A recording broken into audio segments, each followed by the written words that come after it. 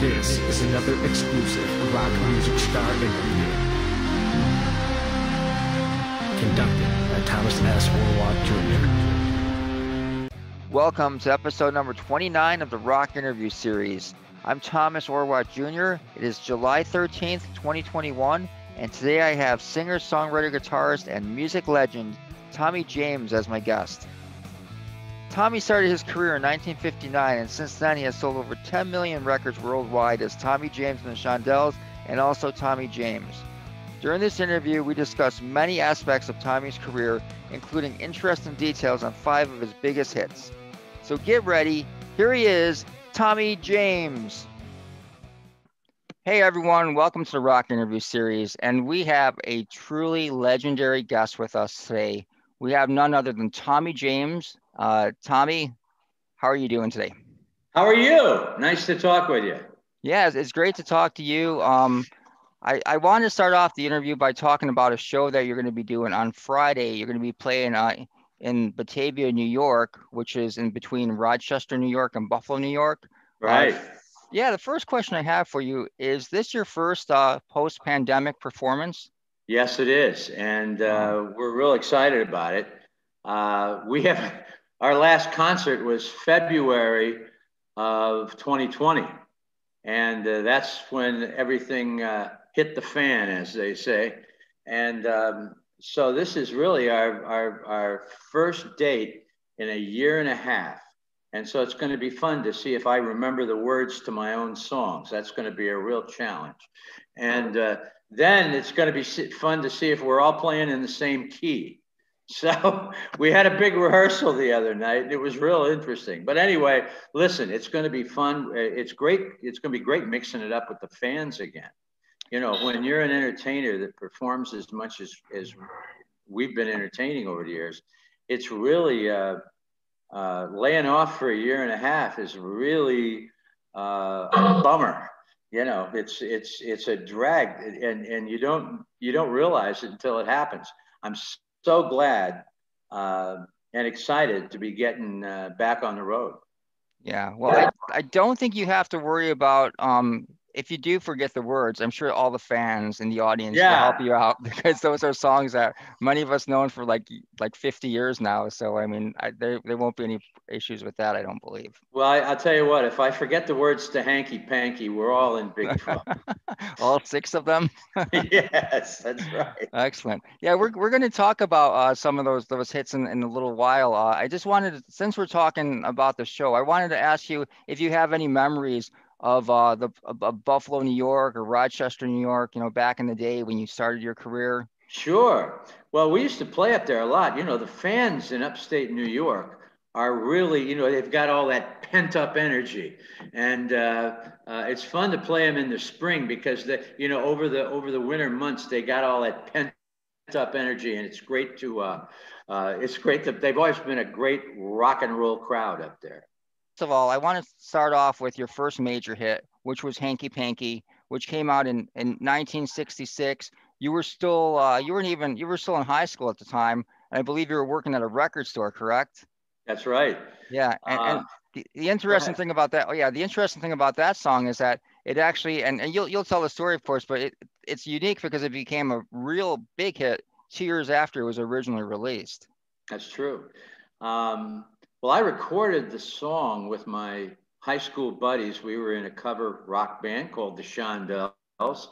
Back in we were actually recorded it in '63, and I was working in a record shop after school, and we had done a record a couple of years actually before that. We had 2 little label deals before I was out of high school, and so this was the second one. And Jack Douglas, the local disc jockey, came into the record store one day, and announced he was starting a little label called Snap Records, and asked if we would make some records for him. And I said, hell yes. And so one of the 4 sides that we did for him was this song that I had heard another band play called Hanky Panky. And I never knew quite where it came from. And we researched it at the record shop and found out that it was on the flip side of a record called That Boy John by the Raindrops. And That Boy John was about John Kennedy. And so when John Kennedy was killed, it was taken off of the market and the B-side went with it. And so it was really a rarity. So I saw what this song did to people. You know, in the club where I saw this group play, and they played it a half dozen times, and every time they did, the crowd would go nuts. So I said, we got to do that song. So that was one of the 4 sides we did, and it was released in early '64. And, you know, it went #1 locally in about 6 square blocks. You know, we had no distribution. And but it was big locally in northern Indiana, southern Michigan. Niles, Michigan was in southwestern Michigan was my hometown. So we kind of forgot about the record. And I graduated from high school in 1965. And I took my band on the road, and in early '66, we're playing this dumpy little club up in Wisconsin. And right in the middle of my 2 weeks, the guy goes belly up because the IRS shuts him down for not paying his taxes. But that's how the good Lord works, because we got sent back home and feeling like real losers. And the minute I got home, I got the call from Pittsburgh that changed my life, that this record, Hanky Panky, that we had recorded 2 years before that, was suddenly sitting at #1 in the city of Pittsburgh. And I couldn't believe it. How the hell did that happen? Only in America. And it turns out that a disc jockey had played it at a local dance. The kids went crazy, and they bootlegged the record and sold 80,000 of them in 10 days. And we're sitting at #1. So they tracked me down and asked me if I'd come to Pittsburgh to do some local TV and stuff, which I did, and picked up a group. I couldn't put the original band back together, so I picked up a group in Pittsburgh. And a week later, we're in New York selling the master, selling the master to anybody that would have us. So we got a yes from Columbia, we got a yes from RCA, we got a yes from Atlantic, even remember Kama Sutra Records. I got a yes from Kama Sutra, and the last place we took the record to was Roulette, and they basically grabbed it as quickly as they could, and I went to bed that night feeling really great because we were going to be with one of the major labels probably.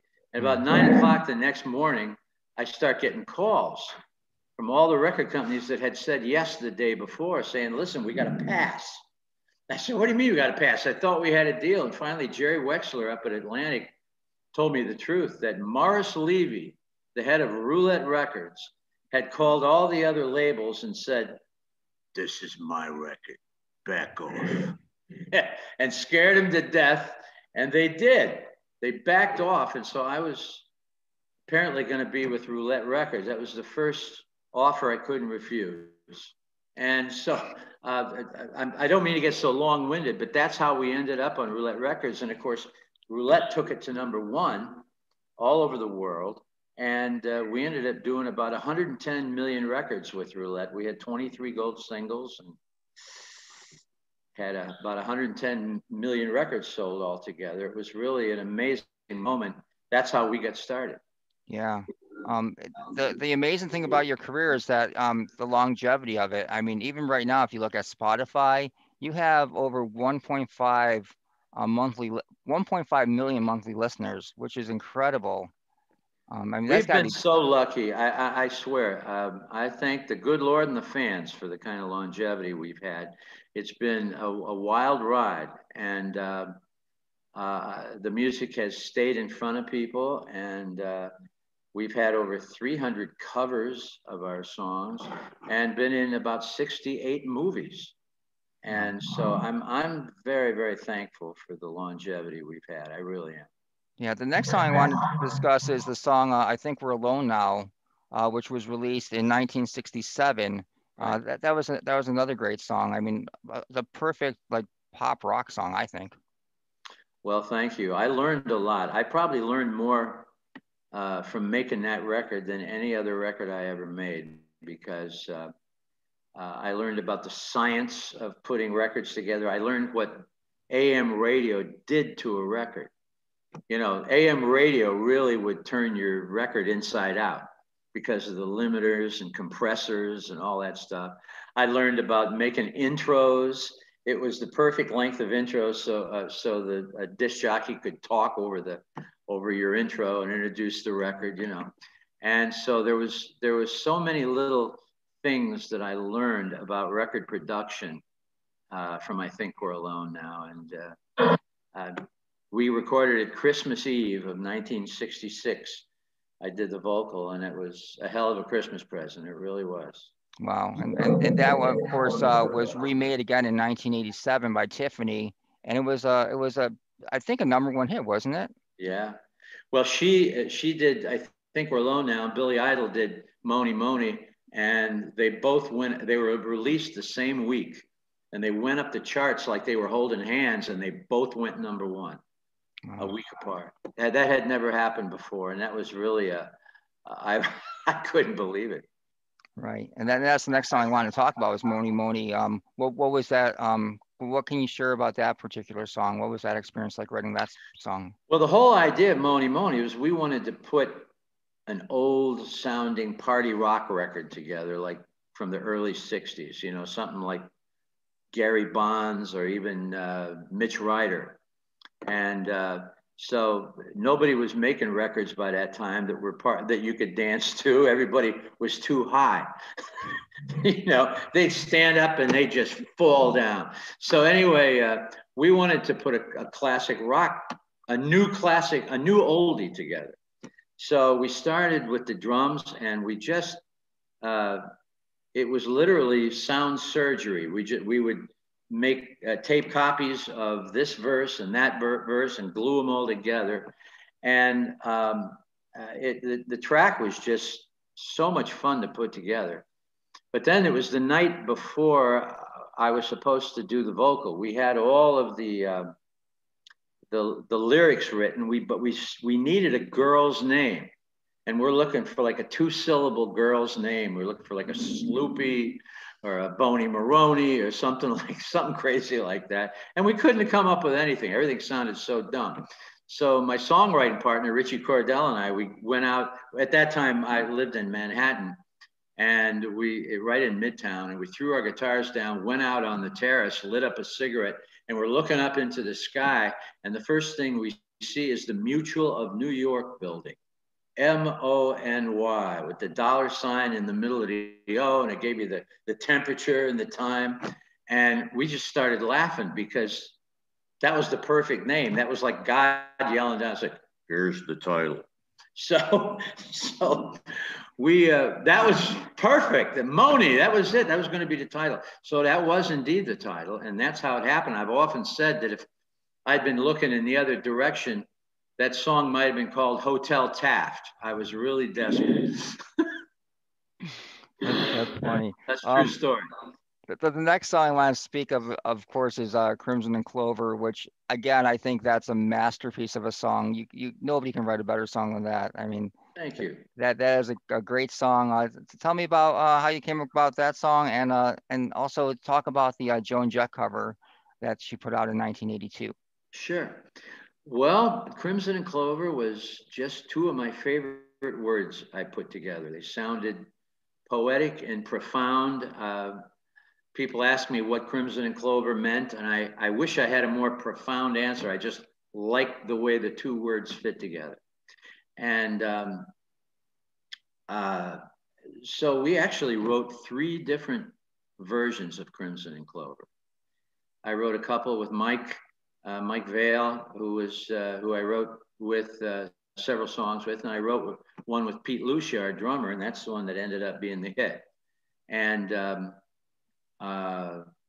it was strategically, next to our first hit record, probably the most important record we did, because it happened at just the right moment. So we could make the pivot from AM top 40 singles to selling albums. you know, FM radio had come on so strong that year, and this is January of '69. And so FM radio was playing rock and roll for the first time. You know, they up till about '67, they only played jazz and classical music. Well, now they were playing rock, and it was, you know, everything was changing by late '68, '69. The album market was taking over, and we had to start selling albums instead of just singles, or our career was probably going to be over. So Crimson and Clover allowed us, I don't think like any other single we ever had, to make that pivot from singles to selling albums in one record. I don't think any other record we ever did would have done that for us in one shot like that. So it was very important. We had been out with Hubert Humphrey that from August to November of '68, doing the presidential campaign, and he ended up doing the liner notes for the Crimson and Clover album. It really was pretty spectacular all the way around. And the day we did our first Ed Sullivan show was the day Crimson and Clover went #1. So there was just a lot of good karma around the song and around the music. And it really was an important record for us. Plus it changed our style drastically and allowed us just to do all kinds of things. Crimson and Clover really gave us the second half of our career. Yeah. Did you you obviously toured in support of that? Who did you tour with, and what bands did you bring on the road with you? Well, honestly, during that period of time, '69, we worked with just about everybody at one time or another. But touring, we were headlining, of course, and we didn't really bring a lot of groups with us. Honestly, it was we would play by ourselves usually. And occasionally we'd have somebody like the Mamas and Papas, or Blood, Sweat, and Tears was big that year. So we would be matched up with some pretty incredible people, but usually we would tour by ourselves. Yeah, I mean, that's incredible that in 1969, I mean, it's a great song. Like I said, it's probably one of the best songs ever recorded. But I mean, there was so much competition out there. You saw the Beatles going, you had the Rolling Stones, you had the whole Woodstock era setting up. I mean, there must have been a lot of competition. It must have been a great time to be alive too. Well, I'll tell you what, to score hit records in, like I'd say, '68 through '70 was a major achievement, because you look at the top 10, the top 20, everything in the top 10 was selling 1 million copies. Literally. I mean, you know, sometimes the top 15. The volume of product being sold back then, and that's both singles and albums, was monstrous. And we were very, very lucky. I really felt like between the presidential election and all that went on there, being on the, you know, in the middle of it, literally, I felt like we were really in the center of our generation. And it was a really, really wonderful feeling. Mm-hmm. The next song I want to talk about is one of my favorite songs. And I remember when I was a kid, I used to sing this song all the time. And that was a song called Draggin' the Line. Ah, well, thank you. Draggin' the Line, of course, was the first major hit that I did after the Shondells. And so it was an important record strategically for me, but it was almost an accident. Draggin' the Line was first written, we wrote it up at my farm up in upstate New York. I had what's called a gentleman's farm up in Stephentown, New York, between Pittsfield, Massachusetts, and Albany, New York. And it was in the beautiful, where the Catskills and the Berkshires came together up there. It was beautiful, beautiful country. And we wrote it sort of, you know, not even thinking about writing a hit. We just sat down and wrote it. Bob King, my writing partner, and I at that time. And we brought it back and recorded it. And it was Bob played the bass, I played the guitar, and our drummer played the drums. And we just started building on it, layering it. But what was interesting was that we put it out originally as a B-side, just without horns or anything, just with the like 4 or 5 instruments on the thing. And it was on the flip side of a song we put out called Church Street Soul Revival in late 70. And, you know, we put the record out, and it was the first time this had ever happened where the B-side started getting more play than the A-side. That had never happened to us before. And so, wow, this is incredible. And so we at the behest of a bunch of disc jockeys who thought that should be an A-side, I went back in the studio and we put horns on it. Just a couple of beep, beep, toot, toot horns on it, and added a few background parts and stuff. And then we reissued it as an A-side. And all of a sudden, bang, went to #1 and right out of the box. And that record really caught me by surprise. That had never happened to me before, where I just flat out didn't hear it as an A-side, and then all of a sudden I did. You know, you start liking them a lot better when they start playing them. You know, when the record starts going up the charts, it changes your mind a lot. So at any rate, that was a real sneaky record. It snuck up on me and ended up being one of our biggest records. Yeah, I think there's a real resurgence for that song, at least here in Buffalo.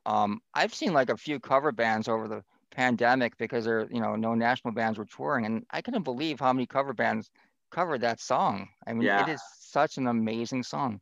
I actually heard a couple of groups do it a cappella, which is really interesting. And it's been in a lot of movies.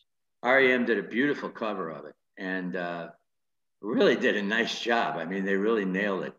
And so I've been, very proud of that song. But I'm so glad that somebody was listening to our stuff and got me to put it out as a single. Mm-hmm. The next song I want to talk about is very unique. It's called Celebration, and it was released in 1972, and it featured two unknown artists at the time named Paul Stanley and Gene Simmons. Yeah. Well, they weren't unknown. They were, Kiss had been around a little bit, but they came in and sang background on it with me. Mm-hmm. And sounded great. Those big sort of husky R&B voices that were great. Kiss really sings their butts off. They really do. They don't get credit for it because they're such a visual show, but they really sing great. And so that was one of our singles, and it was fun. Yeah. Did you ever work with any of the members of Kiss after that? No, we didn't. It just so happened they were down at Electric Lady Studios when I was doing the record. I said, "Come on in." And said, "Oh yeah, let's do it." So it was just kind of a one-time thing, but it was a real kick to have them on a record. Did you have a lot of artists approach you to cover your songs over the years? Well, we have, yeah. I think one of the most amazing things, though, is how diversified. I mean, we've had covers from everyone from Dolly Parton, who did Crimson and Clover, to Prince, who did Crimson and Clover not too long before he died, did an amazing version. Songs, I remember Mony by the Boston Pops, if you can figure that out. I'm sitting in a restaurant having dinner one time, and I'm listening to this orchestra over the PA system, and I'm hearing violins going plink, plink, plink, plink, plink, plink, plink, plink, plink. And I'm going, boy, I recognize that melody with it. And I said, suddenly, Ray said, that's the Boston Pops doing Mony. I couldn't believe it. Yeah, we've had covers by, Springsteen, the Beach Boys, God. Of course, Billy Idol and Tiffany and just a whole slew of people. The Killers doing, I think, did you hear Green Day's version of I Think We're Alone Now last year? They had a top 10 record, Billy Joe Armstrong. from Green Day, had a top 10 record with I Think We're Alone Now. And, just the record that wouldn't die. Yeah. You can't get rid of me. I'm like crabgrass, I'm like a bad foot fungus. You can't get rid of me. Well, anybody that writes as many great songs as you're not going to get rid of ever. Bless your heart. Yes. In 2010, you wrote a book called "Me, the Mob, and the Music." Right. And there was going to be a movie. Yeah, that was my next question. There's talk about that becoming not only a movie but also a Broadway production. Yes, sir. Well, and now I'm glad that Hollywood is moving again. We basically the book,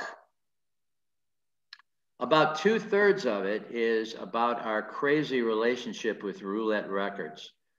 And the reason it was scary and tumultuous and all that stuff is because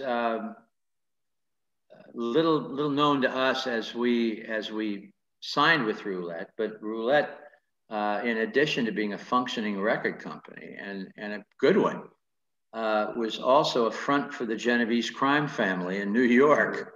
And of course, we didn't know any of that. We learned that incrementally as we had hits. But, the whole point of the book, Me, the Mob, and the Music, is that behind the Monys and the Mirage and the Draggin Lines and all the rest of it was this very dark and sinister story that we couldn't talk about. And it really, we would, these mob guys would use Roulette as a social club almost. We'd meet somebody in Morris's office, and a week later we'd see him on TV being dragged out of a warehouse in New Jersey in handcuffs, doing the perk walk. And we'd say, isn't that the guy we just met in Morris's office? And it would be. And of course, we started recognizing famous people that we would see on the news, gangsters that we would see on the news. And that would keep happening. So we realized, of course, pretty early on who we were rubbing shoulders with. And that made life real interesting. So at any rate, when Martin Fitzpatrick and I sat down to write this book, we were going to call it Crimson and Clover. And we were going to talk about the hits and writing songs and the studio and all that stuff. But we got about 1/3 of the way into it and realized that if we don't tell the Roulette story, which really is the story, we're cheating ourselves and everybody else. So I was pretty nervous about taking that on right then because some of these guys were still walking around. So we waited until the last of the Roulette regulars, as I call them, passed on, and we felt we could finish the story and do it accurately. So that's what I did. And we retitled it Me, the Mob, and the Music, and we were very careful to not exaggerate or don't understate anything either, to tell it as right on as we could. And that's what the book is. So as soon as we were finished, we got tracked down by Simon & Schuster, and they put the book out. And as soon as the book came out, we started getting sounded on for the movie rights and the Broadway rights. So the movie's going to be produced by Barbara DeFina, who produced Goodfellas and Casino and Hugo a few years ago with Martin Scorsese, and just a string of great movies. And it's going to be directed by Kathleen Marshall, who really made her bones on Broadway. She's an incredible director. And then the screenplay has been written by Matthew Stone, did a great job. And the financing's all in. And so we're pretty much done with pre-production, and we're going to be, Hollywood is opening up again. We're going to be casting and doing all that stuff. And we're probably looking at about another 18 months to 2 years now that Hollywood is finally going again. And want to get this out and want to officially tell the story. It was very therapeutic to write, and it's been a long time I've wanted to tell this story. And then after that, hopefully the Broadway rights, because you don't want to do Broadway before the movie, because if the Broadway show stiffs, the movie never gets made. You know how that goes. Right. So at any rate, we're very excited. Next couple of years are going to be a lot of fun. Yeah, that sounds great. The last question I have for you, Tommy, and again, thank you very much for your time. This is My a real pleasure pleasure. interviewing you. Let's just state the facts again. 23 gold records, 9 platinum records, 100 million records sold worldwide. Like I said before, your Spotify listeners, monthly listeners are over 1.5 million. The question I have is, and your fans have the same question: why are you not in the Rock and Roll Hall of Fame? Well, listen, I like being the underdog, actually, if you want the truth. You know when I'd like to see it happen? I'd like to see it happen when the year that the movie comes out. I would love for that to be a 1-2 punch. I think that would really be great. And I've actually gotten a lot of mileage out of everybody saying, you ought to be in the Rock and Roll Hall of Fame. So listen, thank you very much for the compliment. And by the way, it was great talking with you. You asked all the right questions. Oh, well, thank you, Tommy. And I'm looking forward to seeing you Friday in Batavia, New York. I know it's going to be probably the concert of the summer. Thank you. Don't be a stranger. I definitely won't be. I'll be in front, and I'll be taking pictures, and I'll be singing all the words. That's great, man. You take care of yourself. Thanks so much. You too, Mr. Tommy James. There he is, everyone. The legend, Tommy James.